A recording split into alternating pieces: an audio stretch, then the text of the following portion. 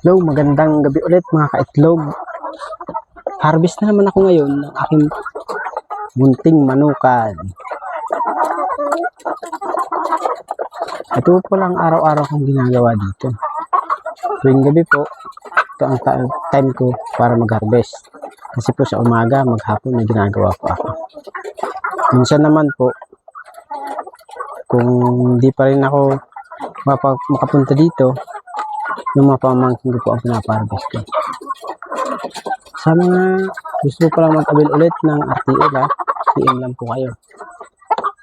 Ini-encourage ko po pala ang mga kapwa ko marino na magnegosyo po kayo. Pero hindi ko po sinasabing gayahin niyo po itong negosyo ko.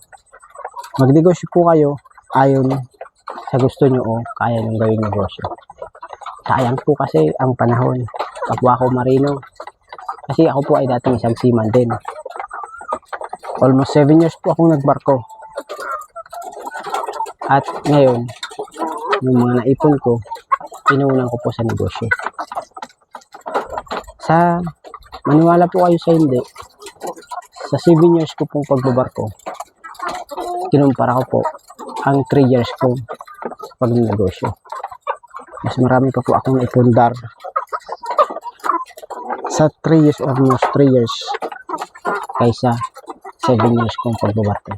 Kasi po sa pagbabarko po kasi iniisip po natin mapera po tayo pag nasa barko, pero once pong nagbakasyon po tayo, ang maiuwi natin pera nauubos lang kasi puro lang po yun palabas. Pag bakasyon po natin, punta doon, punta dito, ay halos wala na tayong naipon o natitira. Sasakay tayo, mayroon pang utang. Bago sumakay, hindi pa nakakasakay, may utang na. Kaya sa mga kapwa ko marino, mga OFW, pahalagan nyo po yung kinikita nyo. Alam ko po ang hirap nyan. Kasi nagbarko din po ako, lalo na sa ating mga ratings. 24 hours po ang trabaho natin. Anytime pwede tayong tawagin, lalo pag may emergency. Dati po akong marino, marine engineering po ang tinapos ko. Engine department po ako. Almost 7 years po akong nagbarko. Pero ngayon, nag-business na po ako dito. Kaya ini-encourage ko po, mga kapwa ko marino, magnegosyo po kayo. Sa una lang po mahirap ang negosyo.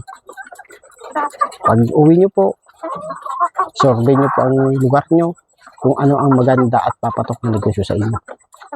Mag-ipon po kayo habang nasa barko at pwede rin po kayong magnegosyo habang nasa barko para may extra income po kayo.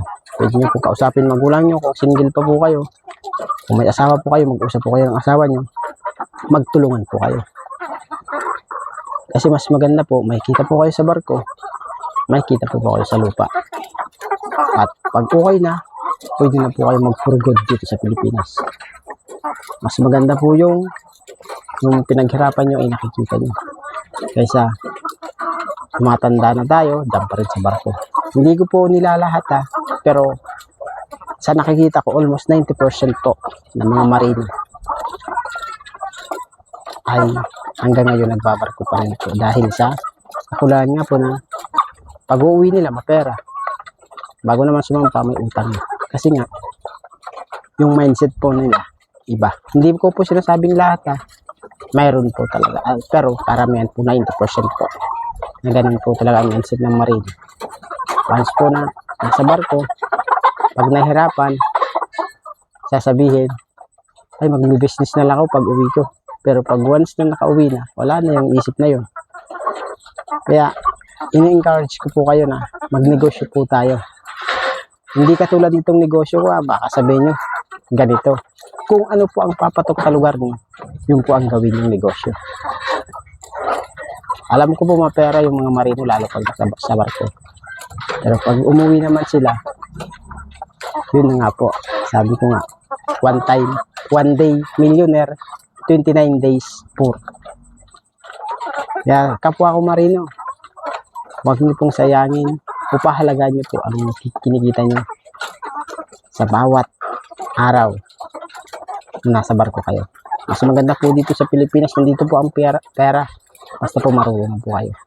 Huwag niyo pong ubusin yung oras at panahon sa barko.